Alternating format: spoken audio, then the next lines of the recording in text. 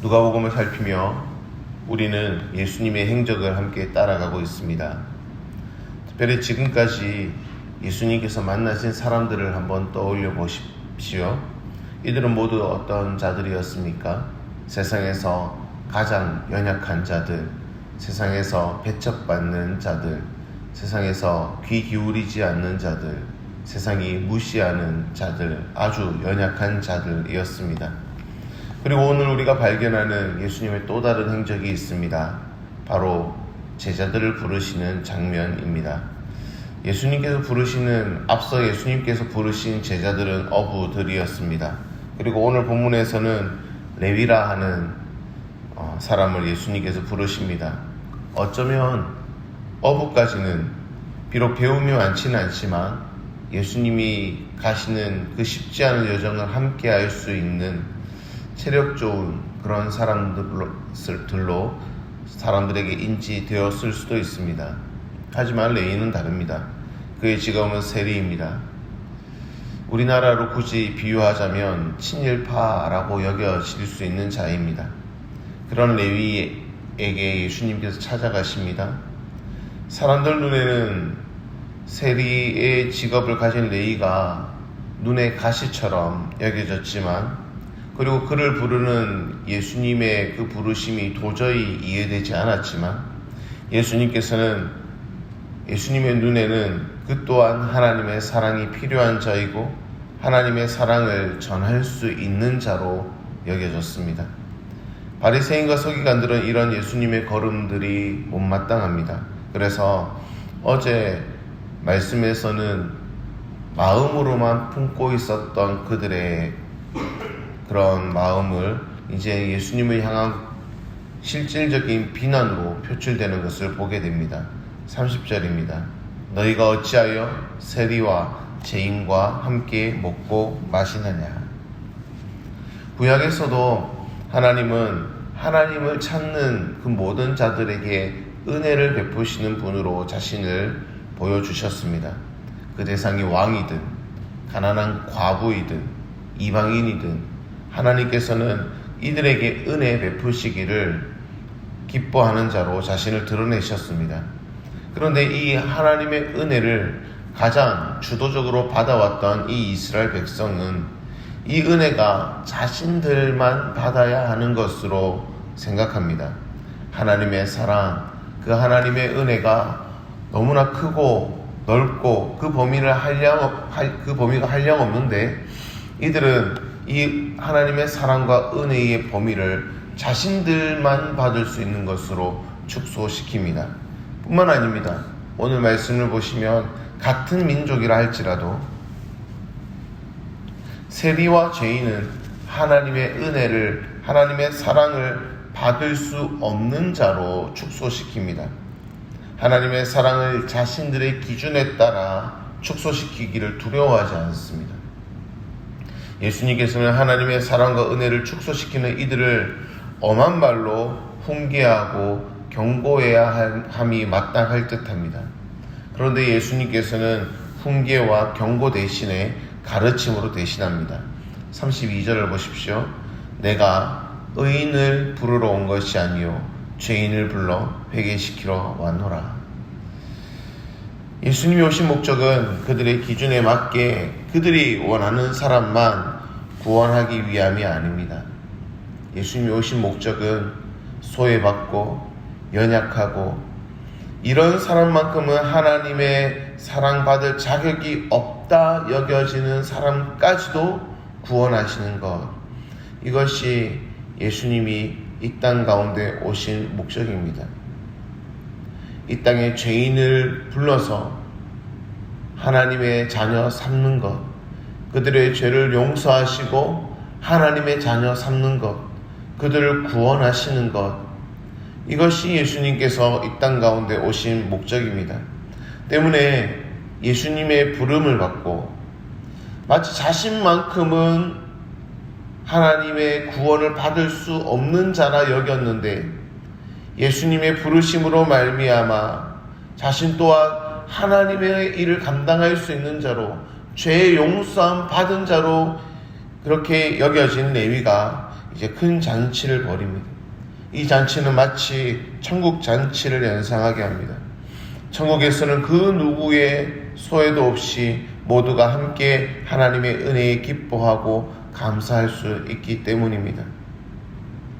하지만 바리새인과 서기관들은 이런 잔치가 여전히 불편합니다. 그래서 요한의 제자들과 바리새인의 제자들은 지금도 금식하는데 왜 예수 당신의 제자들은 금식하지 않고 잔치를 즐기느냐고 비난합니다. 예수님께서는 이런 비난에도 가르침을 계속 이어가십니다. 특별히 예수님께서는 혼인집을 비유로 이들에게 설명하십니다. 혼인잔치에서는 금식할 수 없다는 것이죠. 즉 지금 이 시간이 신랑이신 예수님과 함께 혼인잔치를 즐기는 기쁜 시간임을 이들에게 알려주고 있습니다. 예수님과 함께 하는 것, 예수님과 함께 이 시간을 즐기는 것이 마치 혼인집의 잔치를 벌리는 시간과 동일함을 우리에게 알려주고 있는 것입니다. 그렇다면 바리새인과 서기관들은 그들이 지금 이 잔치에서 기뻐하지 못하는 이유가 무엇입니까? 그 이유는 이 신랑이신 예수님이 누구인지 알지 못하고 이 신랑이신 예수님을 인정하지 못하기 때문입니다. 하지만 예수님이 누구인지 아는 자들은 금식하는 자들도 그 금식을 그치고 잔치에 참여하는 것입니다. 율법을 옛것이라고 한다면 율법의 완성으로 오신 예수님은 새것이라 할 수 있습니다.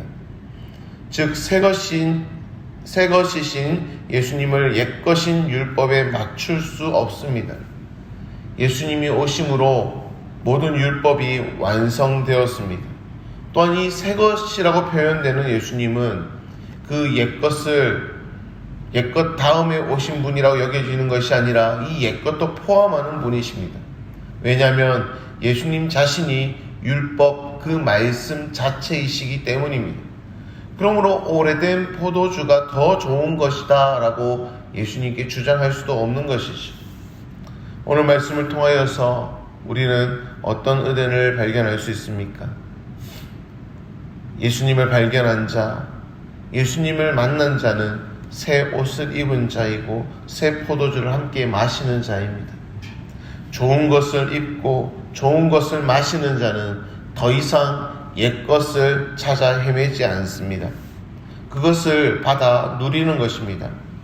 하나님께서는 이 좋은 것, 이 새 옷과 새 포도주를 누릴 자격이 없는 우리들을 부르셨고 하나님의 자녀를 삼아 주셨습니다.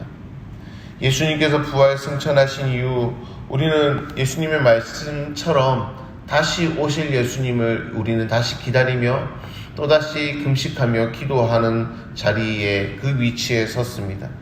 하지만 오늘 우리는 이 시간에도 여전히 잔치를 누리며 살아갑니다. 언제 우리가 이 천국 잔치를 온전히 누리며 그 모델하우스 같은 천국을 누리며 나아갈 수 있습니까?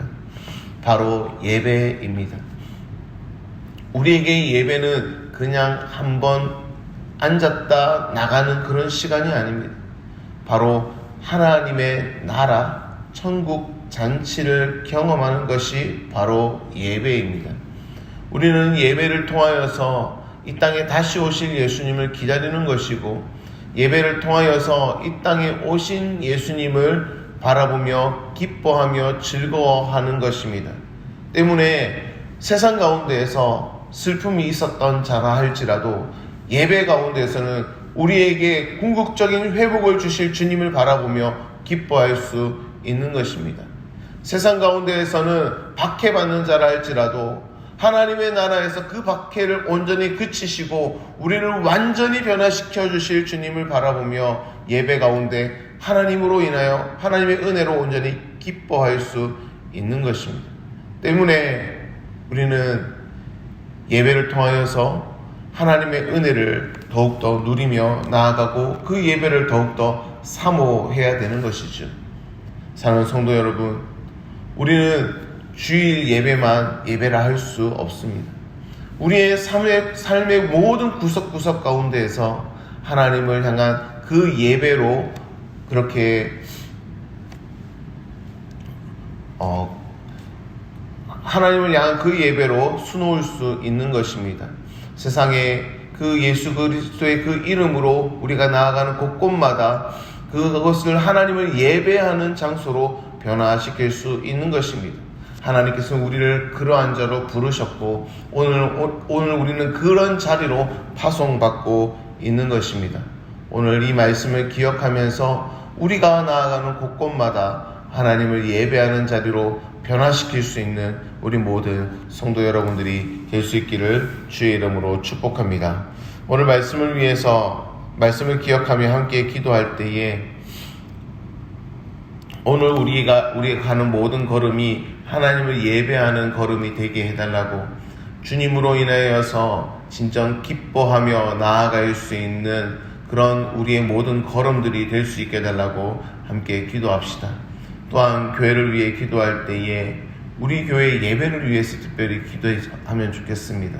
우리 교회 예배가 어느 누가 와도 하나님의 나라를 경험하고 천국 잔치를 경험하는 그런 살아있는 그런 예배가 하나님께 온전히 올려드려지는 그런 예배가 될 수 있게 해달라고 우리 함께 기도하고 개인적으로 기도하시고 댁으로 평안히 돌아갈 수 있기를 바랍니다. 기도하겠습니다.